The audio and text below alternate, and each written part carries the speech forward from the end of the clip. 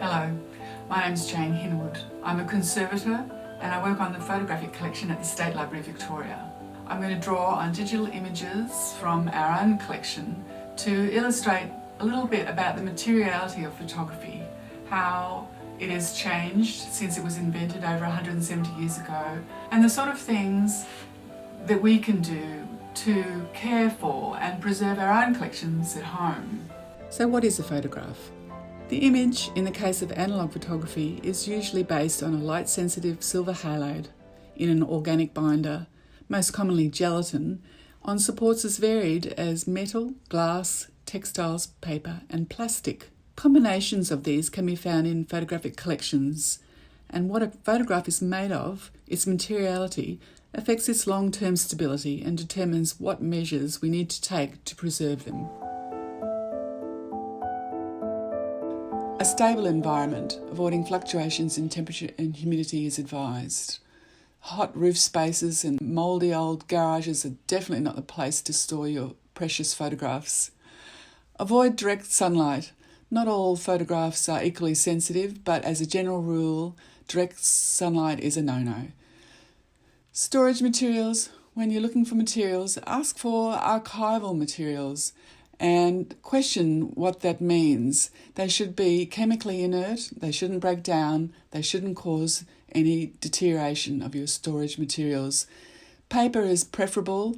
Plastic is also okay as long as it is inert.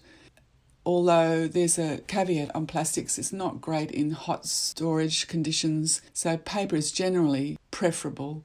Don't forget, food and film don't mix. And pollutants in your environment, paint fumes or having a photocopier producing ozone, both of which cause fading and discoloration in photographs over the long term. It's important to handle your photographs and negatives carefully. Wear gloves over clean, dry hands. You just can't risk leaving fingerprints, particularly on negatives, as that's impossible to remove once it's done. Consider marking your photographs. The context known to the photographer is important, and you can write on the back of photographs with a soft pencil over a pen. Just be careful how you do it and write around the edge. Don't use self-adhesive tape.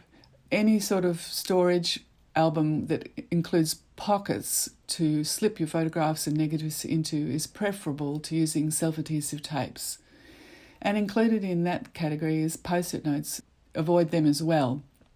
And finally, digitise your photographs. Keep your masters stored carefully away, and you can share your digital images with your friends.